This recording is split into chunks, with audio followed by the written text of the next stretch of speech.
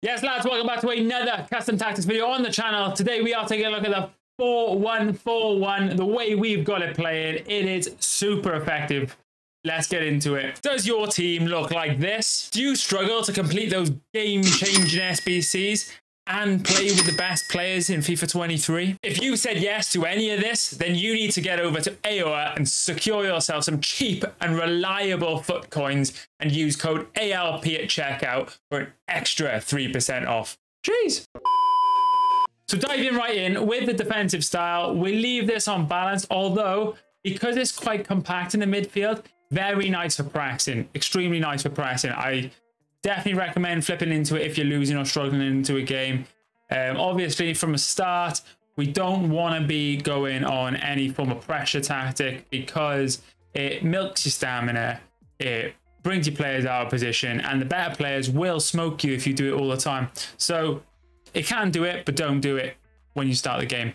Balanced width 40. As always, either 40 or 35. In fullbacks, I tend to use 40. I've tried 45 today, or the last couple of days with this formation, and I wasn't a massive fan. To be honest, I didn't feel too much of a difference, but I'm definitely more comfortable at 40. The depth is 65 on this. Not as high as 70 as the 4-3-2-1, because I'm a bit more comfortable with that. But this plays really well in the 65. But as always, with depth, I definitely recommend you play with this and, you know, knock it down to 60 if you're struggling defensively, 55, even 50. You've literally got to just test the formation out and see how comfortable you are with defending. But 65 for me. Build up play, balanced, chance creation, direct passing. Don't need anything else. It is incredible. Use it because you will literally be putting yourself at a disadvantage if you don't. Width, we leave on 50. We don't touch it. The formation is quite wide anyways. The way we've got the wingers or the left mid and right mid setting up, they do come inside, which you'll see in the instructions in the set, but we still do create the width with one of the fullbacks, which is important. Players in the box, 6, helps one of those centre mids get involved, is very nice for this formation. Corners, 1, free kicks, 1, only reason being, I pass it short. Most people pass it short to the top of the box. By overcommitting, you're only opening yourself up to counter-attack, so I definitely recommend you avoid that at all costs, 1-1. So this is where the formation starts to come to life. I looked at this formation before I started making the video and thought, you know what? It sets up very similar to the 5-4-1, and that formation is super sweaty, especially on the attack. Solid defensively and solid offensively. So I thought we could recreate it in this. So striker, stay central, get in behind. Standard for every striker in the game, pretty much. Ignore how it looks on the screen. He looks super isolated, like the 5-4-1. He is not. The 2 centre mids, I have one that stays back while attacking and cover centre. Obviously, this will be your more defensive box-to-box. And then the other centre mid is cover centre and get into the box for crosses. He'll almost play like a cam. He'll come in at like the 18-yard box, almost in behind Mbappe, which is super effective. I definitely recommend you do that. I did try both stay back while attacking. The formation does lose a little bit if you don't send the one of the center mids forward. It is nice. Just make sure if you are concerned defensively, get someone like Zidane who can stick a foot in, or an Nkunku. Nkunku is very good for this role also. But basically, someone that's good going forward and can stick a foot in is perfect for that role. So the most important positions in this team, I would say, are the left mid and the right mid. And we put a lot of instructions on them, like in the 5-4-1. Both of them are on come back on defense. That is going to provide you your fullback support when you're defending. Of course, you're not going to be isolated one-on-one with your fullbacks all the time, which is important. Cut inside, which is probably the most important out of all of them. So the cut inside when attacking will put Martinelli and Alawairan next to Mbappe. So they'll play like right forward, left forward next to Mbappe, which is so sick. Getting behind, it helps obviously break the lines, and then get into the box for crosses, which then is pretty much self-explanatory. When you're attacking down the wing, the guys are going to get into the box, but ultimately get into the box for crosses isn't necessarily just get into the box for crosses. It just means get into the box, which is going to give you more options to score goals. But these are the most important 2 players in your team, so make sure you're using proper forwards in these positions. because you're going to need him. So yeah, that's the midfield. That's the most important part. The CDM, which is bonus because you don't get that in the 5-4-1. Stay back while attacking and cover center. I've got Yaya Toure. I've gone away from the big bulky CDM Vieira for the minute. Only for the minute. We're trying out Yaya Toure. He may move into a centre mid position eventually. But at the minute, he is my CDM. You just need an out-and-out CDM here. He's gonna sit in front of your back line. So Pedri and Yaya Toure will be in the defensive setting for me for the most part in covering centre. But you'll have a 3-man block in the middle, as well as then you'll have the left mid and right mid come back. So it's super solid defensively.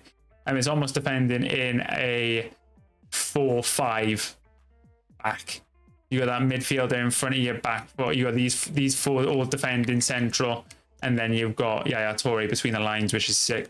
Centre backs, touch them, I will find you and punish you because you don't touch them. Touch them, you are crazy. Ignore that I've got a 4-back here. I play a lot of 3 and 5 backs. So yeah, at the minute I've been using my red Saliba and Ruben Dias, and I've got a soft spot for Ronald Araujo, so he stays in the team no matter what. Lafont, goalkeeper, comes for crosses, sweeper keeper. Help you out now and again. Not overly important, but it'll save you now and again. The odd game. The fullbacks, I have one defensively minded fullback. So in this instance, it's obviously going to be Saliba. Stay back while attacking and overlap. You can trigger the runs forward if you've got a proper fullback. I don't trigger it because I got Saliba there.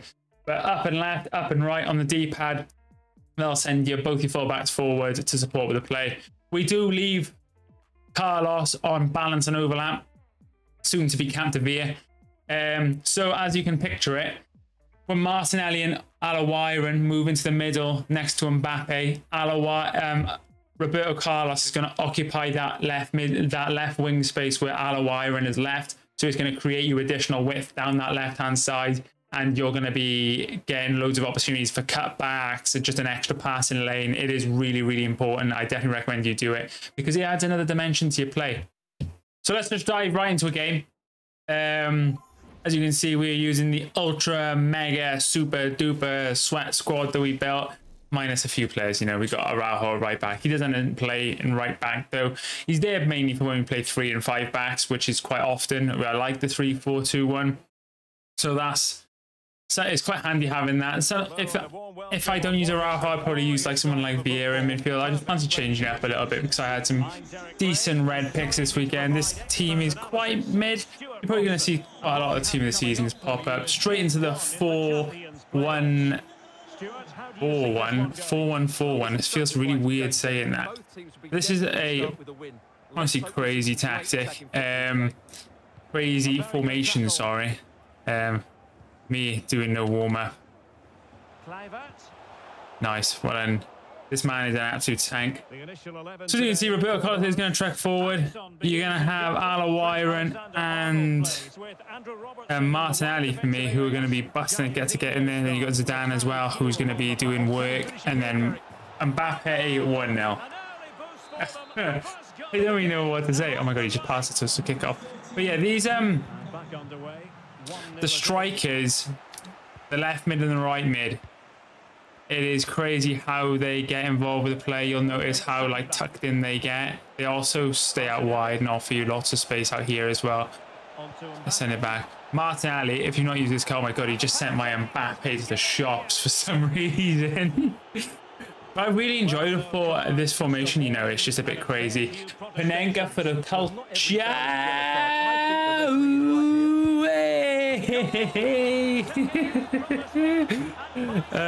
don't know. I really enjoy these like different formations, you know. He's just trying to skin me off kickoff. But then having that central midfield who gets involved with the play. Oh my god, here we go. Can we do a scorpion? Hey, scorpion!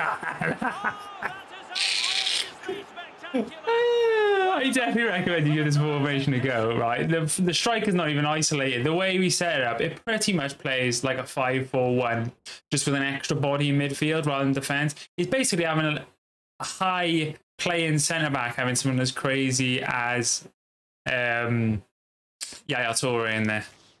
Jeez. The 4-1-4-1 is pretty much like playing a 5-4-1, except you get the extra man in midfield rather than in defense. The left mid and right mid are the most important players in the team because they are going to give you your 3 forwards.